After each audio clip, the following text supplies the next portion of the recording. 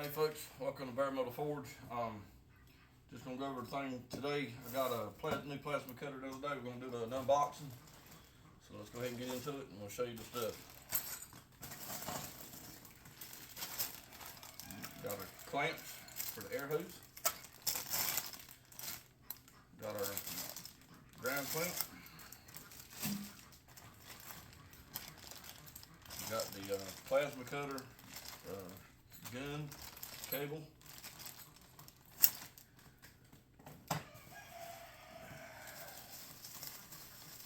Got a regulator. Of course, carry strap. And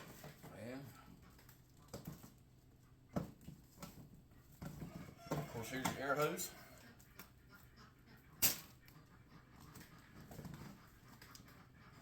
And it does come with an adapter for 110 to 220. Which most of the time I use it in the 220. They seem to cut better, especially with the larger stuff on the 220. So go ahead and pull this thing right in the box. See what we got. There we go. Throw the box over there. And we got our instruction manual, and we got some stickers to go with it. So we'll get those, and I'll get them put up somewhere here in the forge.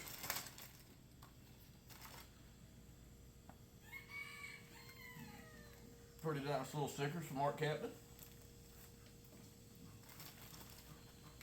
And here's the 55 cutter.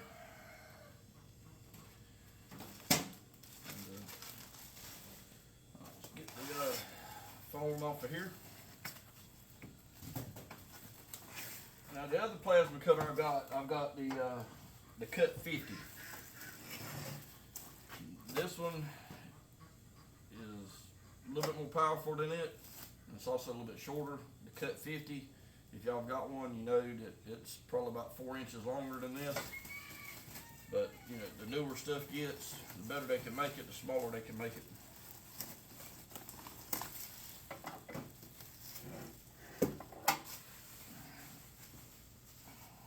There we go. So this here is pretty much your Cut 55. I think it's good up to, I think it was 3/4.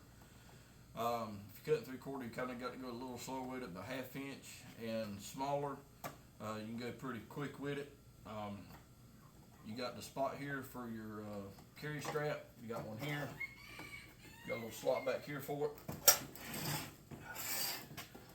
You got your dial, you got your gauge, and I think the next one up from this one is still a Cut 55, but it's also got an added feature that you can remove rust with. I didn't go with that one.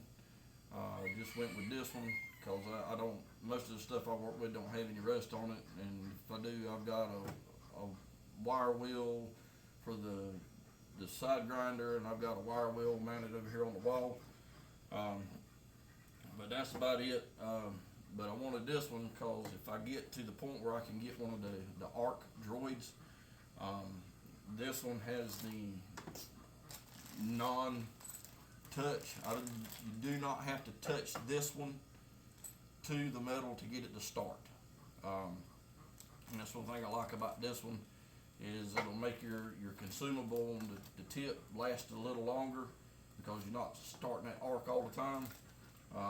This one does come with the spacer that keeps it up off your work a little bit, so you can follow your line a little better. I do like that. Like I said, we got this. Go ahead and unplug that. Sit that there for now. And today is what we're going to do is I'm just going to talk to you about it and show it to you. Be another video for actually using it. But there's your regulator. Comes with your mounting hardware, and it actually has the little air dryer on it, so it'll catch some of your moisture coming into the unit itself. But it always helps if you have an air dryer on your air compressor that you're using to help catch a lot of the moisture out of it, because if anybody works anything with pneumatic tools or anything like that, you're going to get air in the system, because that thing, it just creates it's warm air, and that tank catches a lot of condensation. So you've got to have something in line to catch the moisture before it gets into your tools, because you don't want your tools messed up. I mean, these things are a decent price. Great tool for the price. Like I said, this is I can't get enough of these things. I had one of the original Arc Captains, used it for a while, circuit board went out in it.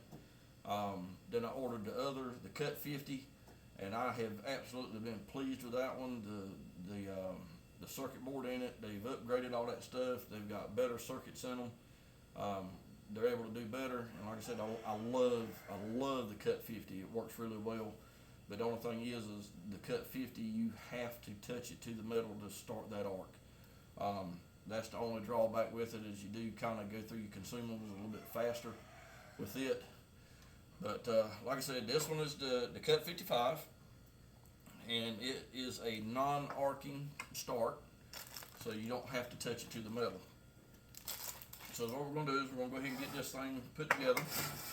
Let's see what we got to have. We're going to need a Phillips screwdriver. Yep. Get these out. You got your hose clamps right there. Got 3 of those. Then you got your 2 mounting screws for your regulator.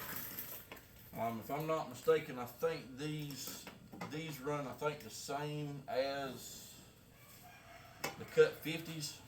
I think it's the same air pressure.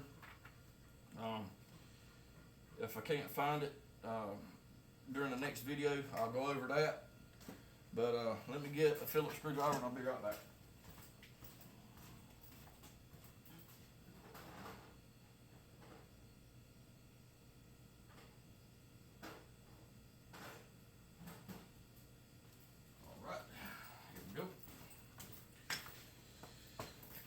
Alright, let's see.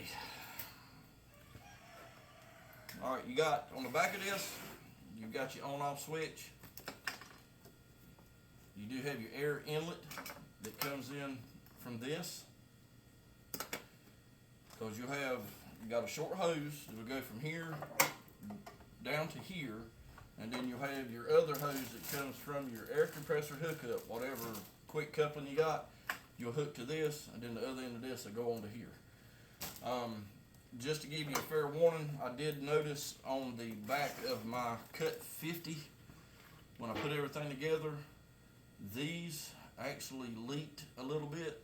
So when you first get it hooked up and get it plugged in, check these for leaks. If they do leak, you can always screw them back out, and you can put some more Teflon tape on it and put it back in. That'll help solve your leaking issue. Also, if you've got a bigger hose that you want to use, you can screw these out, put you a bigger nipple in there, but make sure your threads are the same. But yeah, you can go with a bigger nipple if you got a bigger hose that you want to use. But anyway, this here's your adjustment. You can adjust your airflow. And this right here is to help drain the system, get water out if it collects any water.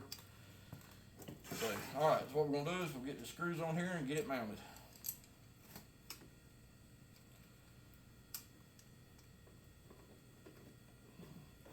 Now, Arc Captain is not sponsoring this video.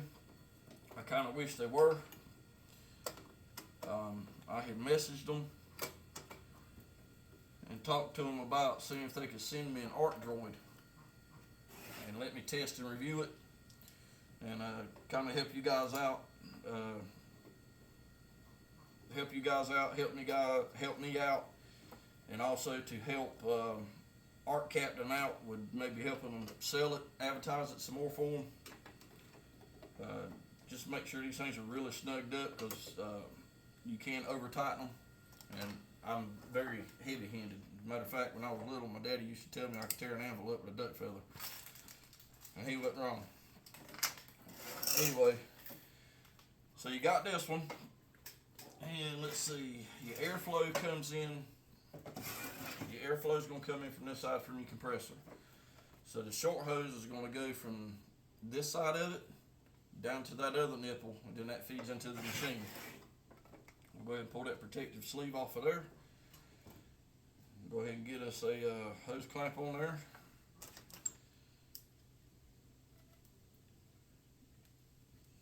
Get it snugged up so it ain't slopping around.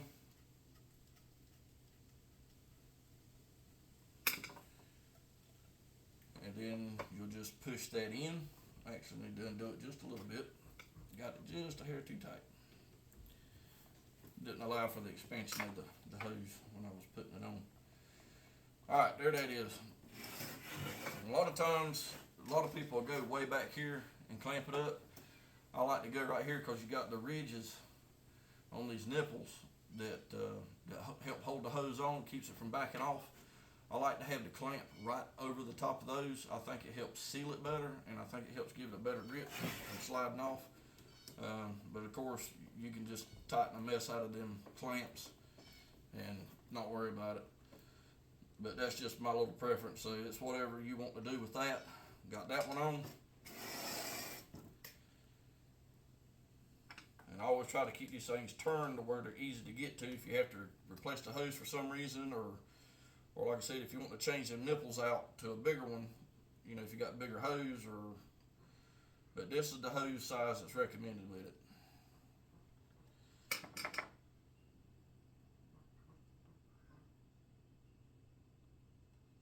So we'll go that route.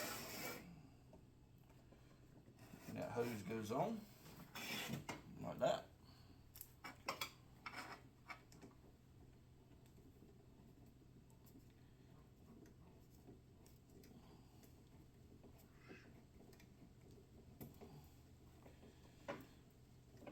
And of course, you can always go back if you feel like these things are leaking, just go back and tighten them a little bit more.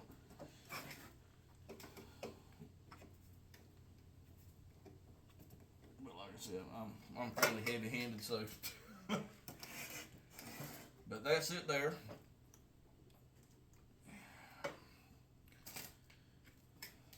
And then we'll go ahead and pull one of this end out. I got a particular size air chuck on my line, so this is why I'll be showing you how it operates and functions on the next video. This is just an unboxing and setting it up. Just take your extra air hose right here. Like I said, go ahead and put your clamp on it.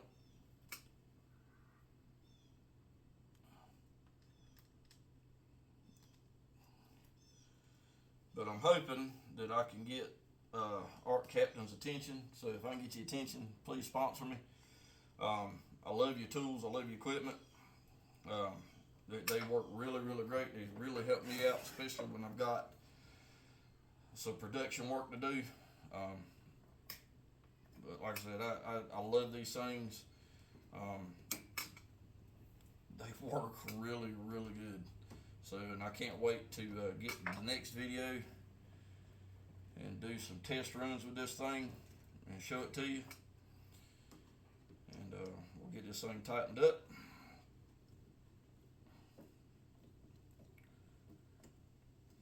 Alright, put that back up.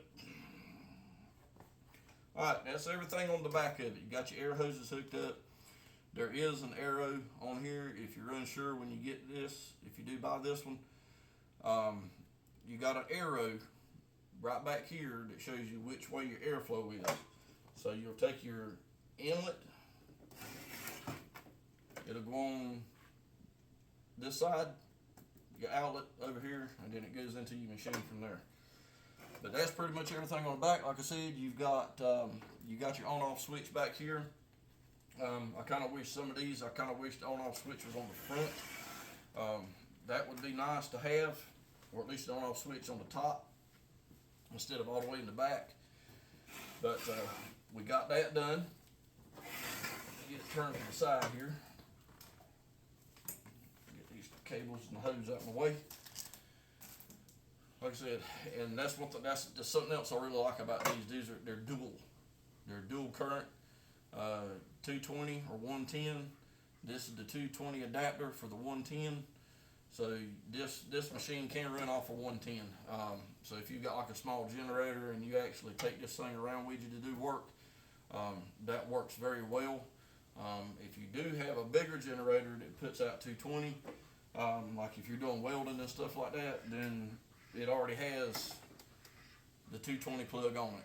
And that's, you can go, if you want to make a plug up to plug it in around your house or your shop, don't have one in your shop, you can go to Lowe's, Home Depot, any of the electrical stores, and you can get a 220 female plug, and you can wire that in, and then you got a plug wherever you want to use this in your shop, or if you want to make an extension cord, you can make an extension cord. I've actually got a extension cord from where I used to run my Lincoln welder outside all the time. But I decided I wanted to take it, so I just took the wiring down and turned it into an extension cord so I could pull it back here in the shop and use it if I need to, or pull it out into the driveway if somebody needs some stuff welded on the trailer, their vehicle, tractor, anything like that. I could pull it out there and weld the stuff up underneath the shelter in the front of the shop and in the driveway. But that's a good thing with that. Alright, now we'll get to the ground clamp. Ground clamp's pretty explanatory. If you need to, you can always take these things and you can pull these off, mount you a, you can do like a magnet, like I've got here. This is also a welding magnet. You can use that, it'll hold your stuff in place, or you can use that and you can mount this to that, or you can just clamp it up like that and use it that way. But I like the magnet option, but I usually try to keep it this way. But anyway, you got a little key. There's a nub on here that'll go into this side. You just line it up and turn it, and it locks in. So this one, it turns clockwise and it's locked in.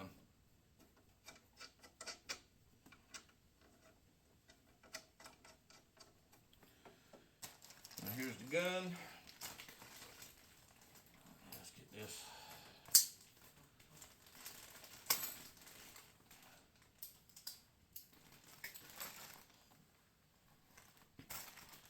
Get that zip tie off of there.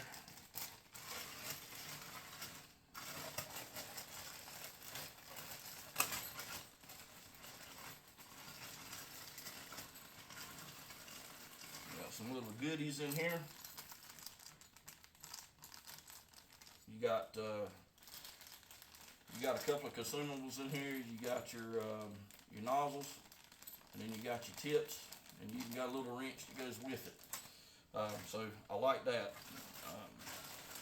I'll probably have to order some more consumables once I get this thing running and get it going. Alright, and this one, and I think my Cut 50, the head does swivel on it. I like the fact it's got a protector on the trigger, so you don't accidentally bump it while you're setting it down or whatever, but I do like that. And like I said, you do have the little piece here, so when you're using it, it holds it up off the work, so you're not wearing your consumable tip out as much. Got a good length, probably got about a 10 foot cable cord with it. Set this off to the side. So this, you pull this protective cover off of there. You got your main air outlet right here. You'll take that, screw it into here. Just make sure it's snug, just finger tight, just 2 fingers. You don't need the wrench on it. A lot of times, like me, I'm heavy-handed. You got to be aware of stuff like that, because you don't want to just tighten the mess out of it, because it'll be harder to get off. And every time you retighten it, you're going to have to keep tightening it harder and harder, because eventually you'll wear that, cause that stuff's brass. You can actually wear that stuff out. But yeah, just don't just keep over tightening it. Just snug it up, 2 fingers. That'll be fine. All right. Here's your positive. You got and I probably didn't show it to you before I plugged that in, but you got a cap. You'll unscrew that. This is your positive. That's what starts your charge or your spark. So that'll get put on there.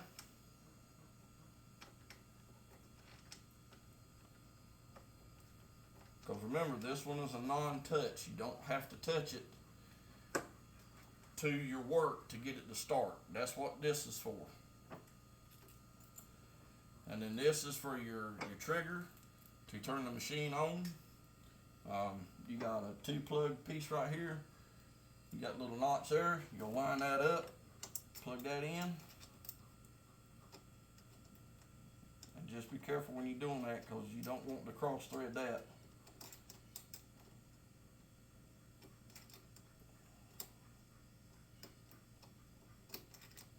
Sometimes it's a little aggravating to start.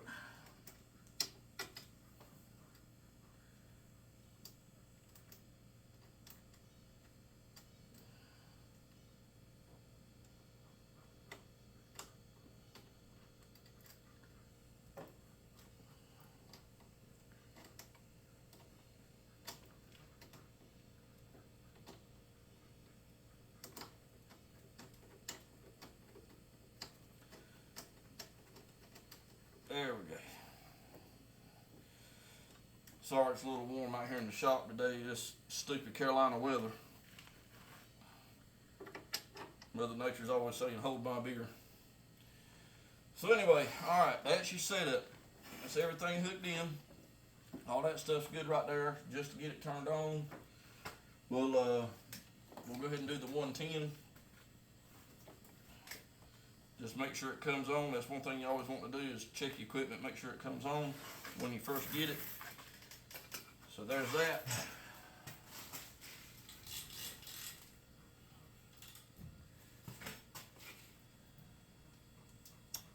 Plug that in.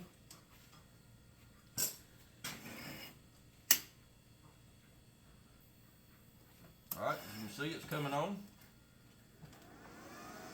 And you can probably hear it. You hear the fan running in there.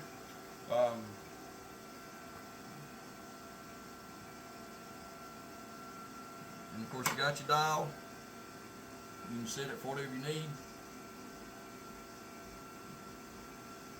And of course you can keep turning the dial. It don't go no higher than 35. But you can turn it all the way down to 2. So that's pretty much it. That's what you got. But like I said, I just wanted to do an unboxing, get it hooked up, and then we'll get the air line hooked up, and then the next video we'll show you how to use it. But so far I'm liking it, and we'll see if we can't find us a piece of scrap metal next time, and we'll get this thing, get some airflow to it, and we'll get some metal cut. And I appreciate y'all watching the video. If you liked the video, definitely hit the like button, and if you really liked it, definitely hit the subscribe button. Any subscribers, I appreciate you for subscribing. Keep on hitting that button, and just like my videos. I know it's going to help me out. I've got a really small business, and I'm trying to grow my business, and I'm also trying to do that by putting my stuff out on YouTube. And hopefully people will see it, and they'll contact me, want me to make something for them. But as far as my business goes, it's Black Bear. That's John Switzer's. It's Bare Metal Forge. I do everything from knives, swords, door hinges, door latches, handles. I've done some hand railings. Would like to do a little bit more of that in the future. So if y'all watching this and there's something you want me to make or watch me make on this channel, just send me a little message, and I'll try to see what we can do. I'll try to get something done and make it. And if there's something you're interested in, you can email me at baremetalforge@gmail.com. And also you can visit my website. It's baremetalforge.com. I'm in the process of trying to get switched over to Squarespace so I can start having a better website on there, because right now everything I got is through Ink Authority, but they're very limited, so I'm going to try to go with Squarespace because they're a little bit easier to deal with, a lot easier to maintain the website and add stuff. They're drag and drop. So, but see if we can't get that set up sometime soon, and I'll have a better website for you. But like I said, if there's anything that you want made or want to see made, send me an email, and I'll try to, if there's something you want made, I'll get you a price on it, and we'll get your address, and we'll get that squared away. And but I appreciate y'all watching the video. I appreciate everybody that's watched my videos so far, and I appreciate all the subscribers. And I hope to try to get some more subscribers. So let's see if we can't keep that going. Help my channel out. Definitely hit that subscribe button. And we'll see you on the next one. Be safe.